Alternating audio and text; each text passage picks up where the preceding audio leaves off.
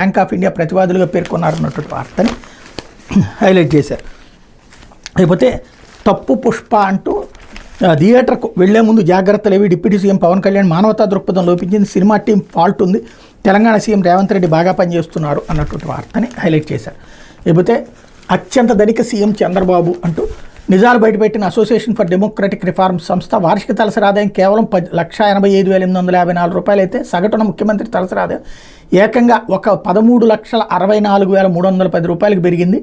చంద్రబాబు అంటే దేశంలో వార్షిక తలసరి సగటు కంటే సీఎం ఆదాయం ఏకంగా 7.3 రెట్లు అధికంగా ఉంది. దేశంలోని మొత్తం 31 మంది ముఖ్యమంత్రుల ఆస్తుల విలువ 1,630 కోట్లకు ఉందని నివేదిక వెల్లడించింది. మోడీ సర్కార్ విధానాలు తీవ్రంగా తప్పుబట్టే తృణమూల్ కాంగ్రెస్ చీఫ్ మమతా బెనర్జీ పేరిట కేవలం 15 లక్షల ఆస్తులు ఉండటం విశేషం. చంద్రబాబు తర్వాత దేశంలో రెండవ అత్యంత ధనిక ముఖ్యమంత్రిగా అరుణాచల్ ప్రదేశ్ సీఎం ఫెమా ఖండు నిలిచారు. ఆయన పేరిట 332 కోట్ల ఆస్తులున్నాయి. కర్ణాటక ముఖ్యమంత్రి సిద్ధరామయ్య ఈ జాబితాలో 3వ స్థానం నిలిచారు. ఆయన పేరిట 51.93 కోట్ల ఆస్తులున్నాయి. తెలంగాణ ముఖ్యమంత్రి రేవంత్ రెడ్డి పేరిట 30 కోట్లకు పైగా ఆస్తులున్నాయి. 1 కోటి రూపాయల అప్పు ఉంది. జమ్మూ కాశ్మీర్ ముఖ్యమంత్రి ఒమర్ అబ్దుల్లా పేరిట 55 లక్షల ఆస్తులున్నాయి.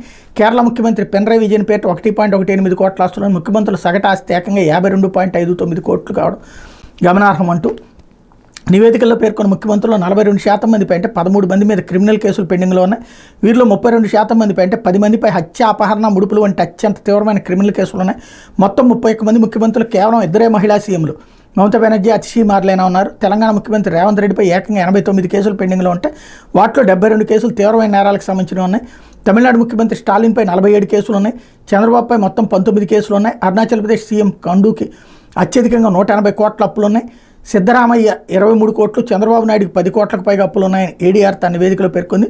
31 మంది సీఎంలో 9 మంది పోస్ట్ గ్రాడ్యుయేట్లు కాగా 2 డాక్టరేట్ పట్టా పొందారు. అఫిడవిట్లు దాఖలు చేసే సమయానికి 6 ముఖ్యమంత్రులు 71 నుంచి 80 ఏళ్ల మధ్య వయస్కులు కాగా 12 మంది సీఎంలు 51 నుంచి 60 ఏళ్ల మధ్య వయస్కులని ఏడీఆర్ నివేదిక పేర్కొంది అన్నటువంటి వార్తని హైలైట్ చేశారు.